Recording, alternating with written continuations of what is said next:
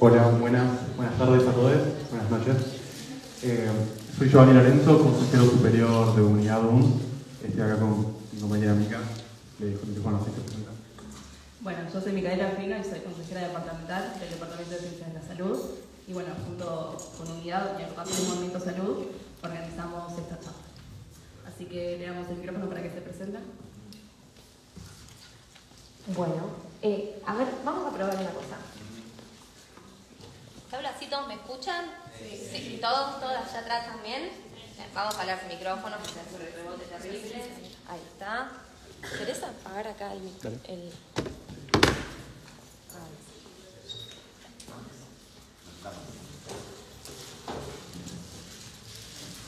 Bueno, ante todo, muchas gracias por acercarse a la charla. Es interesante ver que convoca, que interesa. Creemos con Nicolás que es sumamente importante empezar a hablar de drogas y tiene una razón de ser todo esto. Quienes se animen, levanten la mano quienes consumen drogas.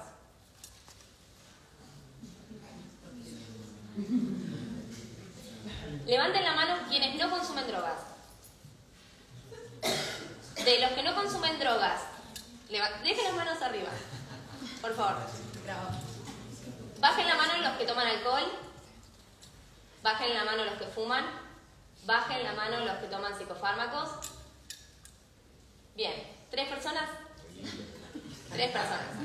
Bueno, es por eso que es importante hablar de drogas, porque básicamente, no sé cuántas personas somos acá, pero solo 3 refieren no consumir ningún tipo de sustancia, sea legal o ilegal, ¿sí? Entonces creemos que es sumamente importante hablar de esto porque justamente a veces tenemos un problema con las políticas de drogas. Me pidieron preguntar, ¿toman Coca-Cola? Mate, café, comen harina, todo, mate, café, té, comen harina. Bien. Dame. ¿Qué? ¿Tienen ustedes o quieres que se ve yo? ¿O lo están compartiendo entre ustedes? Bueno, listo. ¿En serio? Bien. Bueno, vamos a empezar con la charla.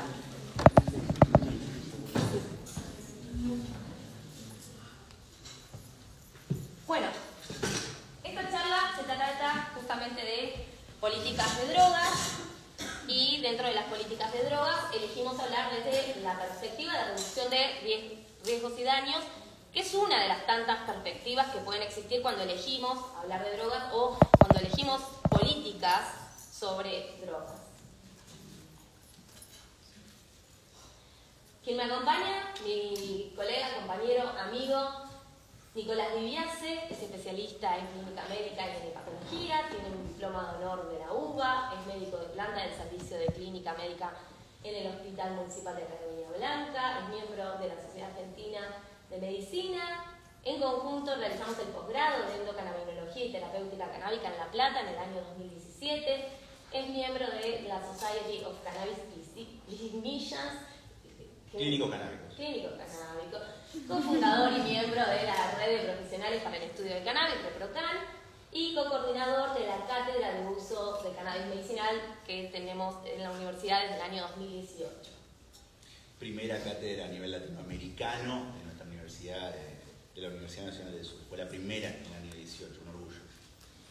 Y quien les habla, Belén Ferro Moreno, soy médica especialista en medicina familiar y general. No sé por qué pusieron eso, no soy especialista en cuidados paliativos y tratarlo. Sí, soy maestranda en salud colectiva, integrante de la red de profesionales por el derecho a decidir, médica de planta de la Secretaría de Salud de Bahía Blanca. Como les decía, en conjunto hicimos el posgrado en endocrinología con Nico, cofundadora también de la red de profesionales para el estudio del cannabis, docente del Departamento de Ciencias de la Salud y también docente de la Cátedra de Uso de Cannabis Medicinal. Para empezar a hablar un poco acerca de drogas y acerca de cuál es la situación actual y cuál es la postura que nosotros elegimos tomar como médico y médica desde nuestro rol de trabajadores de la salud, creíamos que era una breve reseña de drogas y prohibicionismo. Como ustedes ya sabrán y se imaginan, a lo largo de toda la historia, de toda la humanidad, existen diversos tipos de culturas. Vamos a encontrar un registro de uso de sustancias y de drogas, tanto así sea para usos recreativos como para usos médicos. Pero, ¿qué es el prohibicionismo? El prohibicionismo justamente es algo que empieza en el siglo XIX, donde empiezan a haber algunos registros. Lo primero que pasó fue con el opio, y que fue no porque lo quisieron prohibir, porque dijeron esto hace mal a la salud de la gente, sino porque fue causa de conflictos bélicos entre el Imperio Británico y China, lo que se llamó las guerras del opio, y que por motivos justamente económicos y políticos empiezan a haber leyes antidroga de opio en América basados en estos motivos que eran más que nada raciales y religiosos. Y la globalización en realidad tiende a que esto se desparrame después a nivel mundial y uno empieza a naturalizar que algo es ilegal y está mal y no entiende por ahí la génesis de ese porqué. En el siglo XIX también la cocaína, como si se pueden poner a buscar, o si algunos de ustedes saben, era utilizada con propósitos medicinales. Van a poder encontrar registros del uso de cocaína en jarabes para dolor de cabeza, para la tos, para el asma, para la fiebre, como anestesia, para curar la adicción a la morfina, al opio que decíamos arriba. Y todo cambia a principios del siglo XX cuando también pasa lo mismo y empieza a ser perseguida por motivos racistas, por motivos sociales, económicos, políticos, culturales, y empieza a entrar en una lista de sustancias fiscalizadas. A principios del siglo XX, entre los años... entre los años 20 y 30, el alcohol pasa a ser prohibido, lo que se llama la ley seca, que seguramente alguna vez escucharon y habrán visto, y algunos bares a los que vamos por ahí tienden a emular esos bares de la ley seca, que son todos oscuros, con luces apagadas y bajas, que esos eran los bares que en realidad eran ilegales en Estados Unidos a principios del siglo, donde se intentó prohibir el alcohol y lo que terminó pasando fue que trajo muchísimas muertes y el alcohol estaba en manos de narcotráfico y de corrupción, porque se siguió tomando. En el 37 pasó lo que se llama Marijuana Tax Act, que lo que se empezó a prohibir fue el cannabis, la marihuana, ¿sí? Y eso sabemos que el día de hoy todavía sigue prohibido. El alcohol, en un momento se dieron cuenta que ya no podían controlarlo más y que la gente lo iba a seguir consumiendo y que iba a seguir trayendo redes de corrupción y narcotráfico, pero con el cannabis estuvieron un poquito más duros. Con el cannabis puntualmente, como muchos de ustedes sabrán, tanto Nicolás como yo trabajamos con terapéutica canábica hoy en día y por suerte en Argentina tenemos un estado de legalidad con respecto a lo que es el cannabis terapéutico y medicinal, pero justamente tampoco fue prohibido por causas medicinales. De hecho, lo pueden encontrar en vademecums de principio del siglo, donde se usaba, por ejemplo, para tratar dismenorrea, para tratar en ginecobstetricia se usaba puntualmente muchísimo, ¿sí? Pero para tratar dolor, para tratar diversas cantidades de dolencias, y sigue siendo una sustancia ilegal en muchísimos países. Algunas referencias que son importantes de saber: en la Segunda Guerra Mundial se usaban psicoestimulantes como anfetaminas y metanfetaminas en los soldados para que estén despiertos y descansados y sean más efectivos en la guerra. En la Segunda Guerra Mundial, donde Estados Unidos es uno de los principales, es de hecho la cuna del prohibicionismo, donde en teoría quieren un mundo sin drogas y quieren desterrar y justamente son la cuna, como vamos a ver más adelante, de la guerra contra las drogas. En el resto de la sociedad se utilizaron las anfetaminas o metanfetaminas para tratar la depresión o bajar de peso. Puede ser que si llegan a sus casas, si le preguntan a alguna abuela, abuelo, les hayan tomado en sus casas, a alguien, algún médico les haya dado hace un par de años anfetaminas para tratar justamente esto. Tengo recuerdo de, por ejemplo, en mi familia, que a mi abuela, posterior a un embarazo, le dieron por una depresión postparto, por una alteración de su estado de ánimo, le dieron anfetaminas, y esto no estamos hablando de hace 300 años, estamos hablando de hace 50, 60 años atrás. En los 60 se hace más evidente la problemática con las anfetaminas y los derivados y se legaliza la sustancia, y además viene de la mano, que vamos a ver más adelante, que en el 71 Nixon declara la guerra contra las drogas, y ahí también cae el LSD, que se hizo muy popular entre los 50 y los 60 con todo el movimiento hippie para uso recreativo, pero por ejemplo también la CIA lo estudiaba para proyectos donde querían utilizar al LSD como un método de control mental. Entonces, muchas de las organizaciones, instituciones de estos países terminaban fueron utilizando las sustancias para lo que les convenía. Cuando querían era una droga de abuso, pero cuando querían lo utilizaban para que soldados fueran a la guerra y estuvieran más despiertos, o para intentar controlar a personas con el uso de alguna sustancia. Y después surgen algunas drogas más modernas, como son el crack, el paco, la ketamina, y se añaden a la lista internacionales directamente cuando salen al mercado, porque el proceso de ilegalización fue mucho más rápido, porque ya estaba decretado a nivel mundial esta guerra contra las drogas. Y muchas de estas sustancias son consideradas hijas de la prohibición, justamente como el crack, el paco, la ketamina, porque como las drogas ilegales empiezan a encarecer al haber un mercado negro, surgen estas otras que son más baratas y mucho más peligrosas. Entonces, esto está bueno para conocer un poco cómo es que hoy llegamos a que de por sí estas sustancias sean ilegales, cuando hubo un momento de la sociedad donde no lo fueron y de hecho hasta se utilizaron para paliar algunas situaciones de salud. Ahí está. Ahora, en noviembre del año pasado, porque para seguir charlando un poquito sobre esto, por ahí está bueno mencionar, en noviembre del año pasado surge algo que se llama Índice Global de Políticas sobre Drogas, porque es cómo evaluamos qué tan bueno o qué tan malo son en los países las políticas de drogas que tenemos, cómo sabemos qué país realmente tiene la política de drogas más efectiva. Porque vamos a encontrar que algunos son más permisivos y otros no tanto, y vamos a encontrar que en algunos hay sustancias que se pueden utilizar medicinalmente y en otros no, y además que son diferentes las políticas que se tienen tanto judicialmente como desde salud. Entonces, el Índice Global de Políticas sobre Drogas es una herramienta que sirve justamente para evaluar las políticas de drogas a nivel mundial y que hasta el momento era muy difícil de evaluar estas políticas porque las mediciones previas que se habían utilizado tenían indicadores que vamos a llamar erróneos, porque lo que estaban evaluando era que fuera una sociedad libre de drogas. O sea, que las políticas que se buscaban era que en teoría lo que tenían que lograr era que hubiera 0 drogas en el país, y que la gente no consumiera drogas. Cosa que ya sabemos que sucedió, va a suceder, seguirá sucediendo mientras exista. Los seres humanos van a seguir consumiendo sustancias, sean estas legales o no sean legales. Entonces, las políticas de 0 drogas o la guerra contra las drogas, sinceramente, se queda un poco corta. Y a quién sale ganando con esto, que es la pregunta que nos tenemos que empezar a hacer. El éxito de las políticas referidas a las drogas no se había medido en resultados de salud, desarrollo y derechos humanos, sino que se priorizó indicadores como número de personas arrestadas o encarceladas por delitos de drogas, cantidad de drogas confiscadas o número de hectáreas erradicadas de cultivos empleados. Seguramente muchos y muchas de ustedes habrán visto que hasta acá en Argentina, cuando hablan de estamos combatiendo el narcotráfico y aparece un chico arrestado de espaldas y un porro, o una plantita de este tamaño, o alguien con 300 pesos y yo digo, chicos, acá no sé qué están combatiendo, pero claramente esto no impacta en la calidad de vida de ninguna persona. No es que mejoró ahora la calidad de vida de la población argentina a partir de que ustedes hicieron esto. Que la cantidad de encarcelaciones que están generando no está mejorando, no disminuyen los niveles de consumo, no disminuyen los niveles de riesgos que están teniendo las personas al consumir sustancias.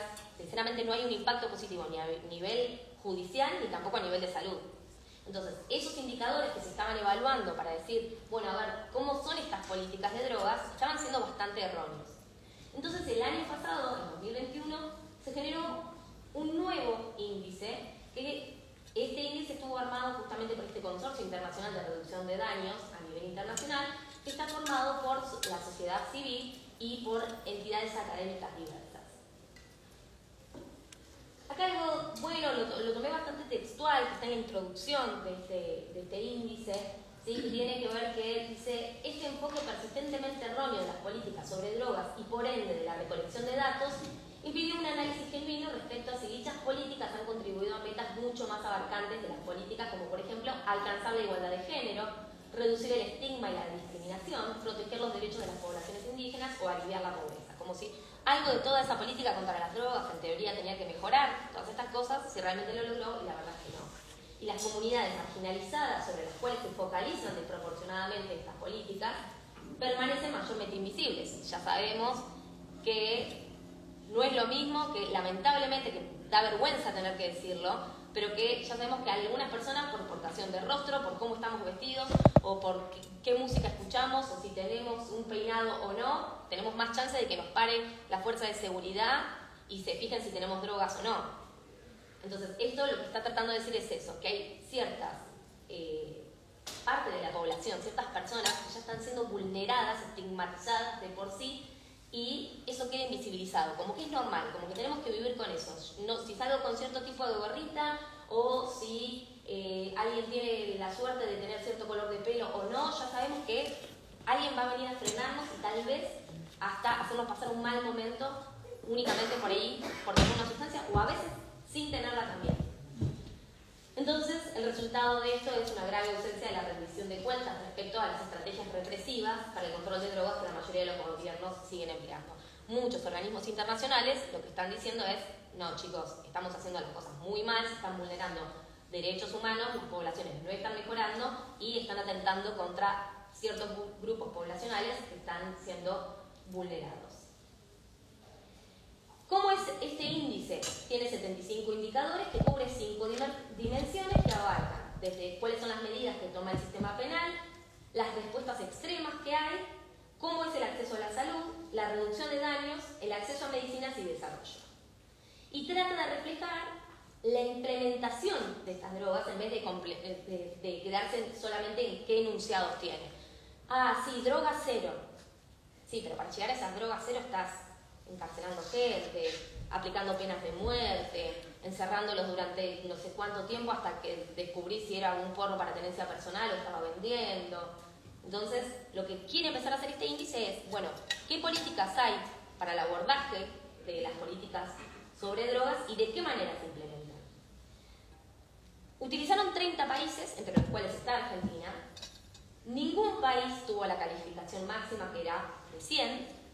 La puntuación máxima del año 2021 fue asignada a Noruega y solo llegaba a 74 sobre 100, y que esto obedecía que pese a los compromisos de muchos países por alinear del mejor modo las políticas sobre drogas con los derechos humanos, la salud y el desarrollo, el poder destructivo de la legislación punitiva y estigmatizadora sobre las drogas empobrece a las comunidades que cultivan plantas empleadas para la producción de drogas ilegales, impide que las personas que consumen drogas tengan acceso a servicios de reducción de daños que salvan vidas e impulsan un sinnúmero de actos de brutalidad policial, privación arbitraria de la libertad, tortura y ejecuciones. ¿Sí? Entonces, pese a que muchos países por ahí tuvieron puntajes altos en algunas cuestiones porque son más permisivos con sus legislaciones con algunas sustancias, vemos que siguen teniendo represión policial, que hay falta de acceso a la salud, que tienen poca reducción de riesgos y daños. Entonces, ahora lo que vamos a tratar de ver es un poco...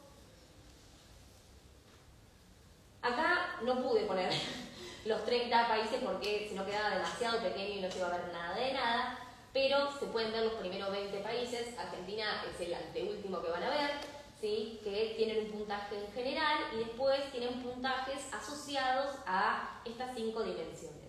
Van a ver que la última que dice desarrollo está puntuado, ahí se ven 2 lugares nada más.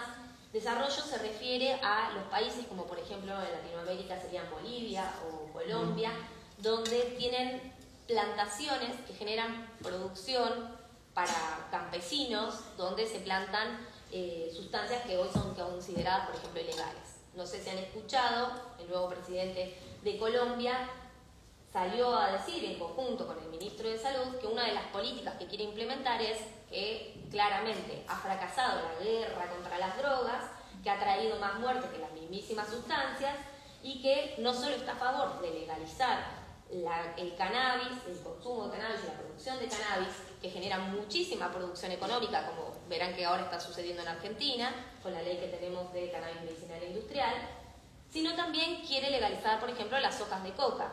Esos son fuentes de trabajo importantísimas para esas personas que hoy están en la ilegalidad y que esta situación podría estar regulada por el Estado para generar el menor impacto posible.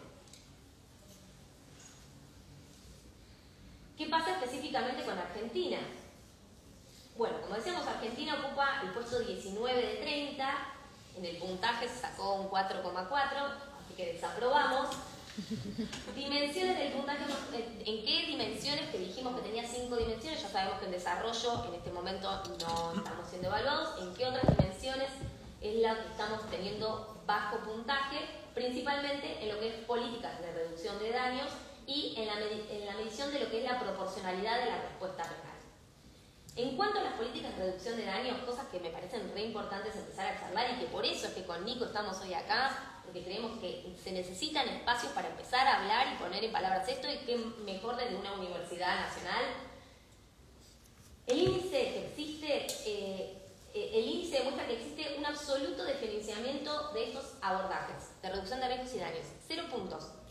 No hay presupuesto para reducción de riesgos y daños. Hoy en día, todas las políticas de reducción de riesgos y daños, esta hojita que les estuvieron repartiendo los chicos, que es de Reset Drogas, eso es una ONG.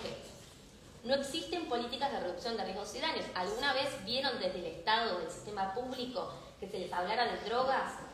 ¿Se acuerdan que hace unos meses se hizo un lío muy mediático porque en Morón salió el intendente a hablar, a hacer una política de reducción de riesgos y fue como, no, esto va a fomentar que la gente consuma, infantilizando a la gente como si la gente no lo fuera a consumir igual, como no hablemos de esto adelante de la gente, así no consume. Chicos, lo están consumiendo igual, lo que tenemos que hacer es tratar de empezar a hablar de esto, así la gente sabe qué tiene que consumir y cómo y qué riesgos tiene. Entonces, hoy en Argentina el puntaje que nos da este índice es 0. Casi nula disponibilidad de intervenciones relacionadas, o sea, todo lo que tiene que ver con la asistencia de personas que hoy están sufriendo, por ejemplo, un consumo problemático de sustancias, es casi nula, pese a que tenemos una ley de salud mental desde el año 2012-2013 y una ley de abordaje de consumos problemáticos de sustancias de 2014 que no está reglamentada. Desde 2014 es inconstitucional que esa ley no esté reglamentada y no esté implementada. Y sin embargo, convivimos con eso. Entonces, pareciera que lo que es inconstitucional o no depende de quién lo haga, porque hoy el Estado, con muchos gobiernos distintos que pasaron en el medio, ¿sí?, sigue sin implementar la ley de abordaje de consumos problemáticos de sustancias. Y eso, por supuesto, tiene la consecuencia de una afectación de las personas que son usuarias de sustancias, que menos aquellas 3 personas somos todo el resto, ¿sí? Una cosita para atrás una cosita más que, además de la ley de salud mental, la ley de abordaje de consumos problemáticos, la ley de cannabis medicinal que tenemos hoy en Argentina, también conviven con, por ejemplo, la ley de estupefacientes, que es una ley que todavía dice que algunas sustancias que hoy generan estrategias de bienestar y salud en la gente, termina generando que esa gente es criminalizada por utilizar esas sustancias y limita el acceso y el abordaje de políticas de reducción de daños, dejando lejos del sistema a esas personas que están necesitando una atención. Con respecto a la otra dimensión en la cual veníamos muy mal, es la proporcionalidad de la respuesta de justicia penal. Y en este índice señala justamente que tenemos una violación importante a los derechos humanos relacionados con la represión de los delitos de drogas, donde tenemos un puntaje de 41/100. A quien les interesa saber cómo se llegó a ese puntaje, se pueden meter en la página y tienen cada una de estos 75 indicadores en total desmenuzados. Que hay una absoluta inequidad del impacto de la respuesta de la justicia penal. Ya sabemos que no es lo mismo lo que pasa con los narcochetos que lo que pasa con un chico de un barrio, cuando lo agarran por ahí solo con un porro, y no es lo mismo lo que pasa cuando sos hombre que cuando sos mujer o cuando sos parte de la comunidad LGBT. Entonces, esa inequidad que hay, que tiene una línea de perspectiva de género y una línea de perspectiva hasta clasista y racista, ¿sí?, tiene un impacto en este número. Y el alto nivel de encarcelamiento de personas involucradas en delitos de drogas, en eso tenemos un 0, ¿sí? Y la ausencia de políticas de descriminalización, que ahí también tenemos un 0. Vamos ahora más adelante a hablar, si quieren, de números, y si no igual va a estar disponible este PowerPoint para que lo puedan ver más extensivamente, pero la cantidad de personas que hoy están encarceladas por tenencia simple de sustancias o por ocupar un rango muy bajo en los niveles de narcotráfico, están estalladas las cárceles en Argentina. En las 3 cárceles más grandes del norte de Argentina, el 80% de las mujeres y población de disidencias está encarcelada por tenencia simple. La mayor parte de esas personas están en familias monoparenterales y se están encargando de sus familias, tal vez es la única salida económica que tienen. Entonces, claramente nos estamos equivocando y, por supuesto, las líneas de narcotráfico y los grandes rangos de narcotráfico siguen sin que les toquen un solo pelo.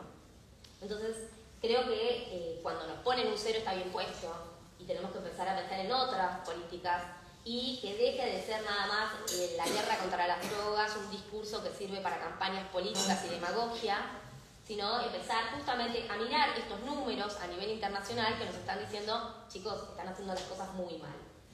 Uno de los retrocesos más importantes de estos años es la sanción de la ley 27375 en 2017, que modifica la ley de ejecución penal, que era precedida de una campaña de demagogia punitiva, como les digo, por la cual se anula el régimen de progresividad. Entonces, que para las personas condenadas por algunos delitos de drogas se está diciendo que no pueden otorgarse los beneficios comprendidos en el periodo de prueba. O sea, mientras te están viendo a ver si sos culpable o no, no vas a tener los beneficios que podría tener otra persona por otro tipo de delito. Y si se ponen a buscar, hay un caso de una chica que se llama Rubí, es una chica trans, que estuvo presa y todavía lo está esperando una condena porque no quisieron hacer el peritaje, donde encontraron que tenía un polvo blanco, entonces la metieron en cana diciendo que eso era cocaína y era paracetamol picado. Podemos después ponernos a discutir para qué tenía paracetamol picado, no, pero no importa, no era cocaína y estuvo presa justamente por esta ley que se sancionó en 2017, donde ya sabemos que en 2017 estaba Patricia Bullrich con su guerra contra las drogas,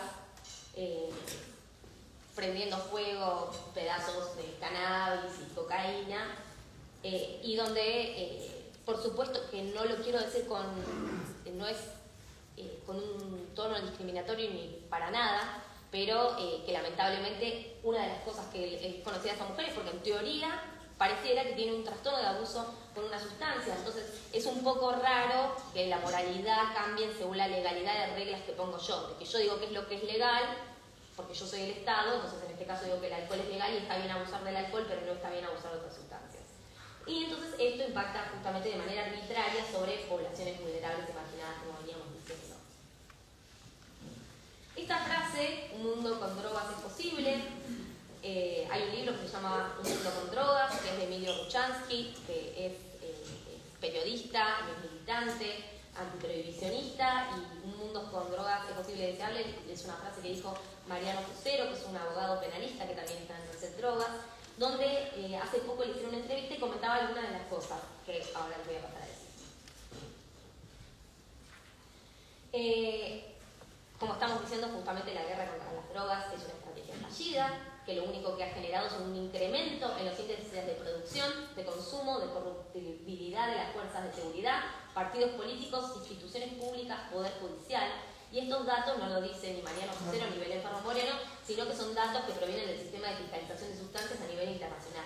Y todos los datos que se tienen acerca de cuál es el impacto de los modelos prohibicionistas son siempre datos negativos. Hoy en día van a poder ver que todos los organismos internacionales están diciendo déjense de hinchar con la guerra contra las drogas porque no sirve. Tiene 60 años y viene fallando sistemáticamente. Pero que por suerte se están visibilizando nuevos discursos, más allá de este discurso beligerante de la guerra contra las drogas, y que toda esa estrategia, que es muy redituable, como decimos, en términos de demagogia punitiva y campañas proselitistas, en definitiva, solamente no está dando resultado para paliar los efectos más negativos de lo que sería el consumo de alguna sustancia. Si lo que queríamos era que la gente no consumiera esas sustancias porque le iba a hacer mal, eso no está pasando. Y justamente también lo que está pasando es que muchas de las sustancias que están prohibidas se están visibilizando que tienen una utilidad terapéutica, médico-científica, y que el 90% de las personas que consumen alguna sustancia también lo puede hacer por una cuestión lúdica, recreativa, sacramental, así sea legal o ilegal, y si no, mientras que no supere los límites con terceros, con otras personas, que significa mientras yo los consuma para mi bienestar y después no me suba arriba de un auto y ponga en riesgo a otras personas, no tendría por qué haber un problema. Y no solamente estamos hablando de cannabis, por suerte en Argentina se está estudiando también la psilocibina, MDMA se está utilizando también para estrés postraumático. A ver, hay sustancias que se están estudiando dentro de las que están siendo ilegales, que se está viendo que tendrían una potencialidad de efectos positivos. Esto lo vamos a pasar medio rápido porque es re largo y me gustaría empezar un poco más a la perspectiva de la salud, pero bueno, algunas de las consecuencias del prohibicionismo, que afecta a los derechos humanos de ciertas comunidades, que las criminaliza, que estigmatiza a las personas que consumen cierto tipo de sustancias. Si hay una persona que tiene un consumo problemático de sustancias, no significa que es el... Voy a hablar mal, chicos, pero no significa que es el famoso falopero de mierda, como suelen decir, como si fuera un insulto, o cuando dicen que alguien es un borracho o un alcohólico, o cuando se utiliza, ¿sí?, esa caracterización como para insultar, sino que a lo sumo será una persona que tiene un problema de salud y necesitamos ayudarla, no estigmatizar con ese problema. Entonces, justamente, el prohibicionismo, entre no solamente lo que genera a nivel legal, lo que genera a nivel de acceso de salud, sino también el rol que cumplen los medios de comunicación, en cómo informan algunas cuestiones, ¿sí?, impactan hasta en nuestro día a día de cómo nos vinculamos nosotros con personas que tal vez tienen un consumo problemático de sustancias. Y eso también, por supuesto, genera que corta todas sus redes con otras personas que les podían ayudar. Estos son números.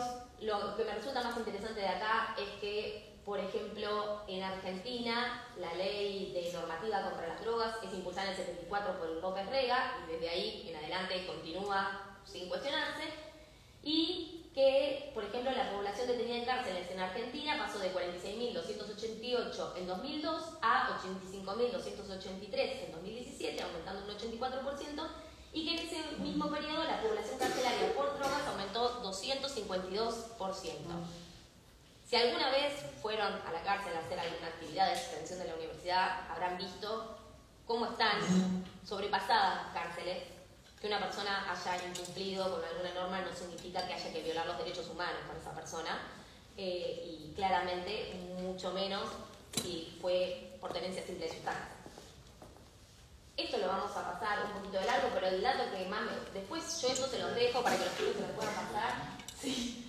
Pero el dato que más me interesa es, hay un informe de la OEA que dice que entre 2006 y 2012 había 100.000 personas asesinadas o desaparecidas por el enfrentamiento entre fuerzas de seguridad y grupos ilegales, o enfrentamientos por distintos grupos que se disputan en el mercado de consumo estadounidense, el cual a cambio provee recursos y armamentos para sostener el conflicto. Y que este dato se contrasta con otro brindado por la Organización Mundial de la Salud sobre la cantidad de personas en el mismo periodo fallecidas por sobredosis en México, que son solo 563 personas. No digo que esas 563 personas no valen, por supuesto que sí, tendríamos que tener políticas de reducción de riesgo con esas 563 personas. Pero el prohibicionismo mató o desapareció 100.000. No tiene punto de comparación lo que está haciendo la guerra contra las drogas, que está matando más personas que el mismo consumo de sustancias. Entonces ahí es donde nos tiene que empezar a hacer ruido esto. Esto nuevamente son un par de datos más de lo que es el consumo de sustancias en el mundo. Hay algunos datos de la ONU que dicen que hay 275 millones de personas entre 15 y 64 años de edad que consumen al menos una sustancia prohibida una vez al año, y que de esas representan casi el 6.3% de la población mundial en ese rango etario, y solo el 13% tiene un problema de consumo. O sea que un 0.7% de la humanidad tiene problemas de consumo de sustancias. Pero tenemos todas estas políticas alarmistas de que esto es un flagelo de las drogas y que esto es una epidemia de drogas, y a lo que voy es, tenemos que ayudar a ese 0.7% de la sociedad. Pero para ayudarlo, tal vez, si tuviéramos políticas antiprohibicionistas, donde hacemos reducción de daños, donde explicamos qué sustancias son, donde la gente no está consumiendo cualquier cosa, esas personas no tendrían problemas de consumo de sustancias porque sabrían qué es lo que consumen, para qué y cómo, y bajaría muchísimo más, y no habría una guerra contra las drogas que está matando 100.000 personas por año. Bien, continuemos. Muy bien.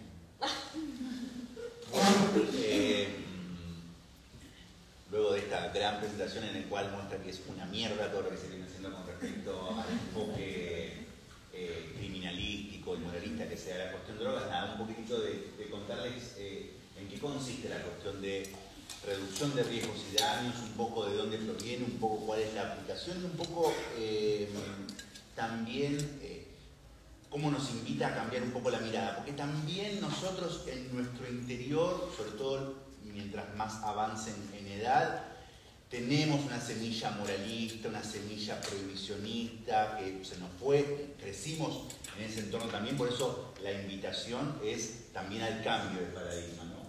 El enfoque de reducción de daños, entonces, entiende que el fenómeno de consumo de una sustancia es complejo, que es multifacético, que hay muchas aristas, que es parte de la realidad de nuestro mundo y que elige minimizar los riesgos y daños en vez de ignorarlos o perseguirlos, ¿sí? Esa es la idea. Sin que esto implique restarle importancia a que alguien padezca, por ejemplo, una adicción a una sustancia, pero que no sea todo, solo la cuestión. Digo esto porque esto está hecho por Carlos Damín, gran toxicólogo, profesor de la UBA y demás, que obviamente va a dejar esta parte de no restarle la importancia a la toxicología de esto. Siguiente. ¿Cuál es el objetivo de la reducción de riesgos y daños? Reducir entonces o modificar las consecuencias en vez de la conducta de consumir. Dejar de decir, dejar de hacerlo y pasar al lo podés hacer de esta manera para no lastimarte.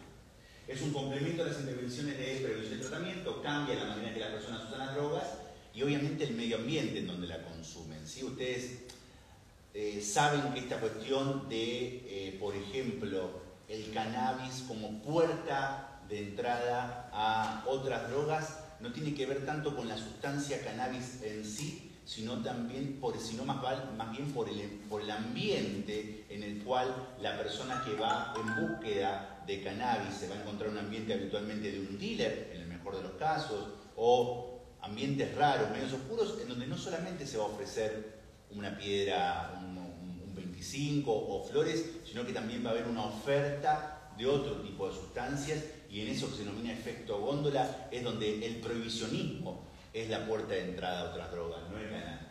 Cambia la manera en que las personas usan drogas y el medio ambiente, por esto que decía, partiendo de la idea en que algunos grupos de personas el consumo de sustancias psicoactivas va a continuar, lo que decía Abel, a pesar de todos estos años de no consumas, no lo hagas, por supuesto que lo seguimos haciendo porque encontramos en eso el ejercicio de la libertad y también la gestión ordenada de placeres que ahora vamos a ver, ¿no? Entonces, la gente va a seguir utilizando sustancias psicoactivas a pesar de estos esfuerzos preventivos y terapéuticos. Siguen.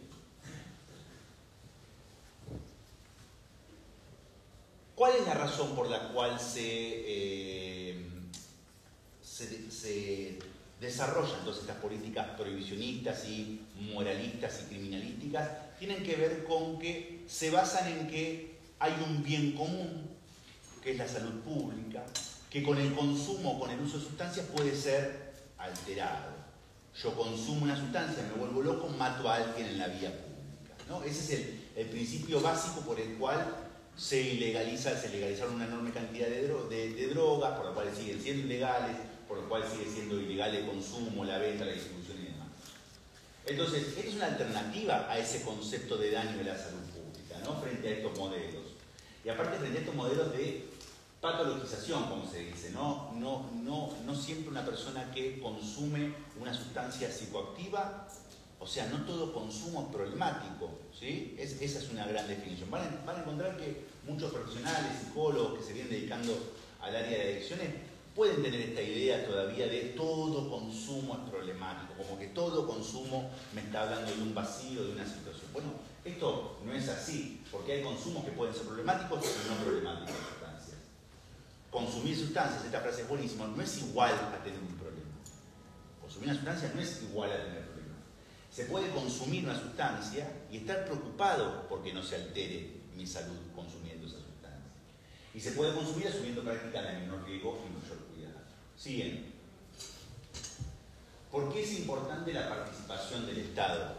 Que es supuestamente quien debería cuidarnos, pero durante los últimos 100 años nos persiguió, nos criminalizó y nos encerró. Entonces, eso también es una perspectiva de Estado, en el cual la reducción de riesgos y daños lo que implica es conocer y dimensionar todos los elementos relacionados con los riesgos al uso de sustancias. O sea, desde el Estado tiene que haber todo un abordaje de la cuestión consumo de sustancias para poder obviamente anticiparlos, prevenirlos, disminuirlos. O sea, el Estado debería, su eje central debería mediar la relación entre la decisión de una persona que decide utilizar una sustancia de forma recreativa y la obligación. Si el Estado tiene la obligación de cuidarnos y también tiene la obligación de regular el uso de una sustancia determinada, es importante que nos brinde la información para que el uso de esa sustancia no sea dañino para nosotros. Es rol del Estado. Siguiente. Esta es una frase que a mí me gusta mucho, que la hablo también mucho en el consultorio, con los pacientes, que tiene que ver con esto, ¿no? Por mucho tiempo los médicos hemos tenido en nuestro discurso el no hagas, dejá de tomar, dejá de fumar, dejá de, no podés comer con sal, no podés comer facturas, como una cuestión muy de un discurso hegemónico y demás. Sí. Y seguramente ustedes habrán escuchado o lo habrán dicho, doctor me va a retar, usted me va a retar, porque vos le estás diciendo que algo no lo haga y lo hizo. Ah, querés que te rete. Entonces, claro, me vas a retar. No. Medio fetiche, lo que tiene que ver con esto que hablamos en el consultorio, lo que podría ser una gestión ordenada de placeres. Una gestión ordenada de placeres. O sea, yo hago hígado, por ejemplo, y me viene a consultar mucha gente que consume alcohol. Y también veo gente que consume alcohol y que no es un problema el consumo de alcohol, porque hace una gestión ordenada de ese consumo, que se tome un whisky un par de veces por semana o una vez por semana. Ese consumo no es un consumo, si uno detecta que no hay un mal uso, obviamente, un abuso, ni un daño orgánico. Por eso uno no puede ponerse como médico a dirigir qué es lo que puede hacer o no puede hacer. Puede hacer una gestión ordenada de ese placer. Y acá como la información es poder, porque justamente con información podemos tomar buenas decisiones. Sin información pasa lo que pasa justamente con los, digo pibes porque habitualmente pasa en edades tempranas, de no saber cuánto consumir y consumir cantidades que pueden ser realmente muy peligrosas para uno. Entonces, superar términos como limitar, reducir, ampliar con enfoques más proactivos, donde la persona tiene un control sobre situaciones que desde afuera se asumen como inmanejables. No, yo estoy yendo a una fiesta electrónica y conseguimos pastillas de éxtasis para disfrutar de esa fiesta electrónica y puedo hacer un uso adecuado teniendo ciertas consideraciones y pasarla muy bien en esa situación sin que sea que desde afuera es como se va a tomar una pastilla y va a estar inmanejable. No, de ninguna manera. Si tengo información de cómo hacerlo, de cómo manejar ciertos tiempos e interacciones, puedo hacerlo muy bien y puede ser una situación de placer interesante. Educación e información dirigida a los usuarios, clave para las mejores decisiones, obviamente, para tomar decisiones de menor riesgo y mayor cuidado. Acciones sobre el consumo de sustancias. Esto, información objetiva, no información salida casi de la Biblia. No podés porque Dios te va a castigar. No. Información útil, objetiva, para la protección de la salud de quienes usamos sustancias. Realizar análisis de sustancias. Eso es algo que se podría recontra hacer, que no se hace, que nos ayudaría muchísimo. Este verano sufrimos esta mierda del carfentanilo que mató a no sé cuántas personas, que ahí no hay reducción de daño que alcance porque no llega a la reducción de daño. Si yo con un tiro me muero, ¿qué reducción de daño? No hay reducción de daño. Entonces, tiene que haber análisis de sustancias, para eso tiene que ser una cuestión que haya todo un despliegue por parte del Estado con esto, ¿no? Nosotros estamos muy acostumbrados al análisis de sustancias de cannabis, porque trabajamos con eso, porque hay un paciente en el medio, una persona vulnerable, en el cual es interesante que sepa qué es lo que está consumiendo. Pero debería haber análisis de todas las sustancias. Esto justamente para no consumir sustancias adulteradas, como sabemos que hay muchísimos países donde vas a una fiesta y te dan en la entrada algo que facilita que si vos tenés una pastilla, que si tenés cocaína, que sea efectivamente lo que vos querés consumir. Y si no lo es, te lo marca y vos podés elegir no tomarlo. Acá en Argentina eso no existe. No existe que vos puedas probar a ver si la sustancia que tenés en la mano está adulterada o no. Y por supuesto, nadie va a ir a un laboratorio. ¿Me analizás esta bolsa de cocaína que la quiero probar? Eso, claramente eso no pasa, no existe. Y además tampoco dejan ingresar al país lo que serviría para poder evaluar eso. Porque como en teoría acá no hay drogas, eso, ¿para qué vamos a hacer entrar eso a Argentina si en Argentina no hay drogas? Uno de los principales consumidores de cocaína de América Latina. Ahora, análisis de sustancias, generar alertas tempranas y esto, contar con zonas de recuperación y puestos de hidratación que ahora vamos a hablar. O sea, un despliegue de herramientas siempre pensando y poniendo el eje central en la protección del usuario de esa sustancia. ¿Por qué? Porque entendemos que el usuario lo va a seguir haciendo independientemente de lo que uno diga. Entonces, si lo va a seguir haciendo, en vez de negar la situación, hay que abrazarla y dar un colchón para que esa situación sea lo más placentera y lo menos dañina posible. Siguiente. Acá se ve un poquitito, esto es como 2 o 3 cosas a tener en cuenta, por ejemplo, que debería tener un lugar en el cual se desarrolla una actividad donde sabemos que fehacientemente hay consumo de sustancias. Por ejemplo, puede ser un festival de música, no necesariamente electrónica, un festival de... Esto lo vimos cuando fuimos al Festival Buena Vibra en Buenos Aires, el festival de bandas, y había un stand de PAF, que es Proyecto de Atención en Fiestas, que es un grupo de chicos donde hay médicos también, que justamente tienen una zona donde brindan información sobre qué mezclar y qué no mezclar. Hay cargadores de celular para poder cargar los celulares, hay frutas, hay agua gratuitamente. ¿Qué plantea? Esto es bien sacado del Cedronal.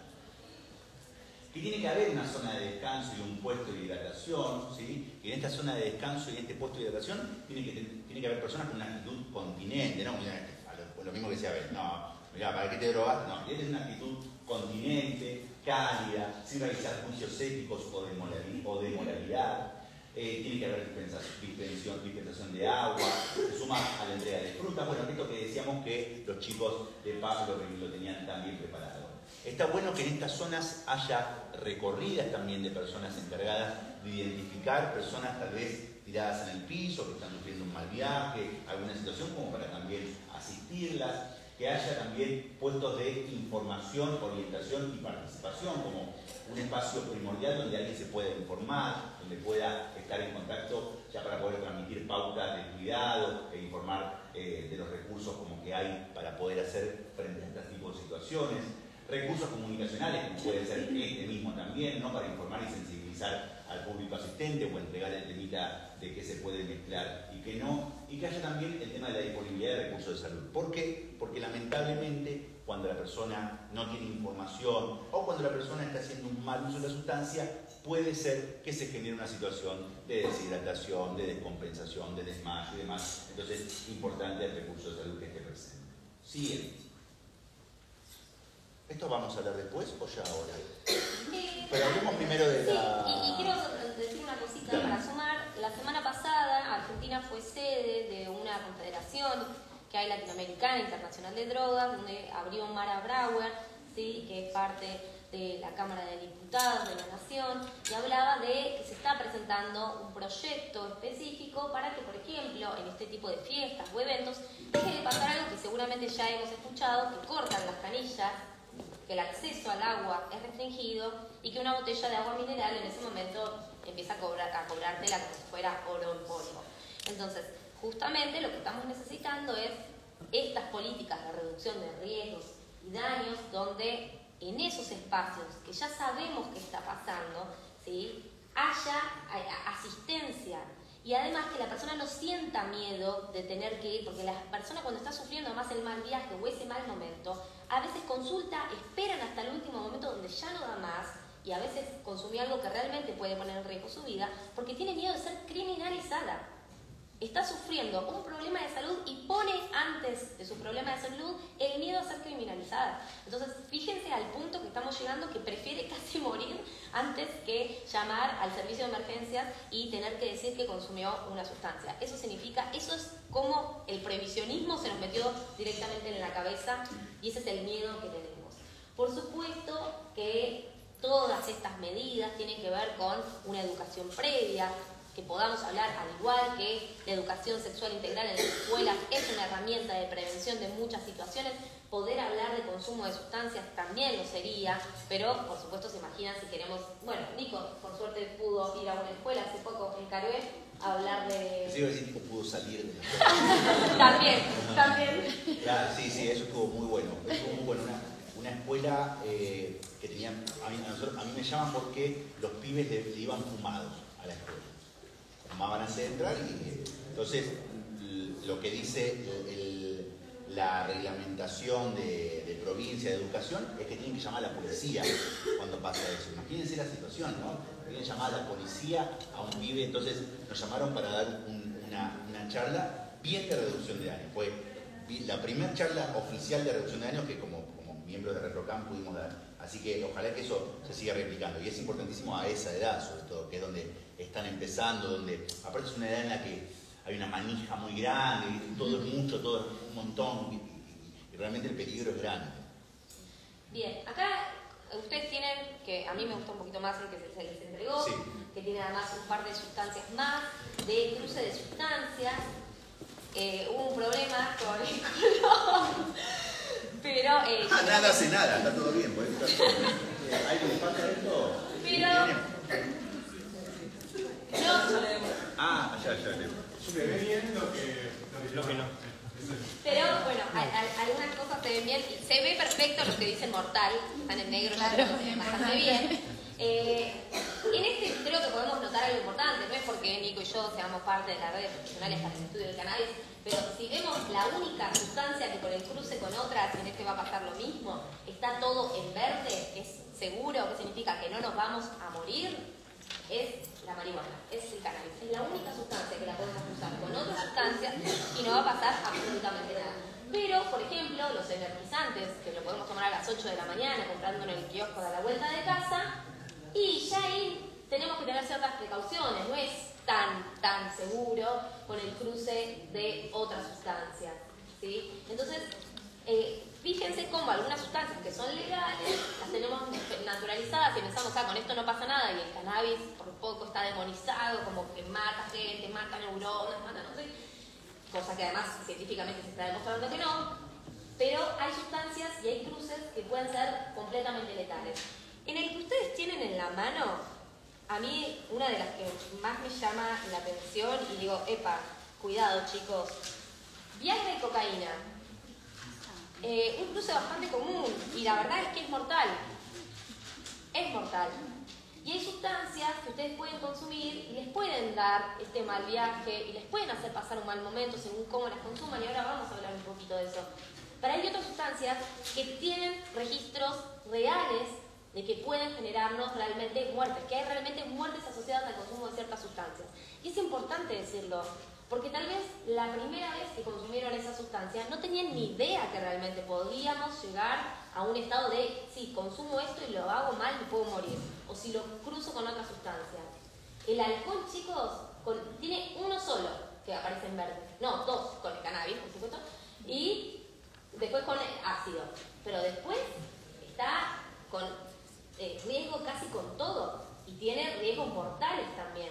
Fíjense que ronda muy cerca del alcohol, ¿sí? 2 de las cruces, ahí tenemos 5, no 6, de 6, 2 tienen que ver con el alcohol, que es una sustancia legal y que es legalizada, pero no está del todo regulada, está regulada por el libre mercado. Yo puedo ir y comprarme 18.000 litros de damajuana y nadie me va a decir absolutamente nada. Y el Estado está dando por entendido que yo no me voy a subir un auto ni que voy a cometer ningún delito, y de última, bueno, sí, tengo la suerte que justo me paran y me hacen una alcoholemia, me sacan el auto. Pero a lo que voy es, ¿por qué con algunas sustancias podemos asumir la responsabilidad de la gente y con otras no? Justamente tiene que ver con que da mucha plata el narcotráfico de todas estas sustancias, y que paga campañas políticas, y que es mucho más fácil que ponernos a decir, che, no estamos haciendo las cosas bien, y era la pregunta que decíamos. ¿A quién beneficia el prohibicionismo? A nosotros no. Algunas de... Si querés seguir... bien, dale. No, más que nada esto, también de parte de semana que existe esta línea del 141, que es el Servicio Nacional de Orientación en Adicciones, que no solamente está el teléfono, también hay un chat, hay un email, que es todo un despliegue que tiene que ver con el abordaje o la contención de una persona que está con problemas, efectivamente problemas con el abuso de sustancias, que hay una cuestión que es un canal exclusivo, con término inmediato, la consulta es anónima, esto que decía Abel, que no es raro, que la persona se siente como que expuesta o como que realmente se siente un criminal por el uso de la sustancia y demás. Es gratuito, es de cobertura nacional, obviamente, y y está activo 24 horas los 365 días del año. Idea de contener, orientar, obviamente informar y derivar para lo que tiene que ver con las consultas locales de cada zona. Hay licenciados en psicología, psicólogos sociales, obviamente operadores socioterapéuticos y técnicos en adicciones. Es interesante que lo conozcan, ¿sí? Línea 141, que es lo que aparece también cuando uno habla de drogas, y esto por un programa de radio o de tele, rápidamente el Zócalo tendría que decir línea 141 acá, en esta charla estaría todo el tiempo puesto. Siguiente, creo, ahí está. Bueno, y ahora vamos a hablar de algunas, no de todas, sustancias. Ustedes después nos contarán si ya sabían todo esto o no. Por ejemplo, el alcohol, que es una sustancia depresora y que suele enlentecer las funciones neuronales. Hay dos tipos de alcohol, los que son fermentados y los que son destilados. Los alcoholes fermentados tienen un porcentaje un poco más bajo que los destilados, como las bebidas blancas. Los efectos van a variar según el sexo biológico, el peso, la velocidad en la que una persona está consumiendo ese alcohol, qué tolerancia tiene, qué tipo y calidad de alcohol es y si hubo una ingesta previa de alimentos o no. Que algunas de esas cosas ya las sabemos. Si por ahí tomo alcohol y no comí nada, seguramente se va a absorber mucho más y el efecto va a ser mayor. ¿Qué me puede pasar?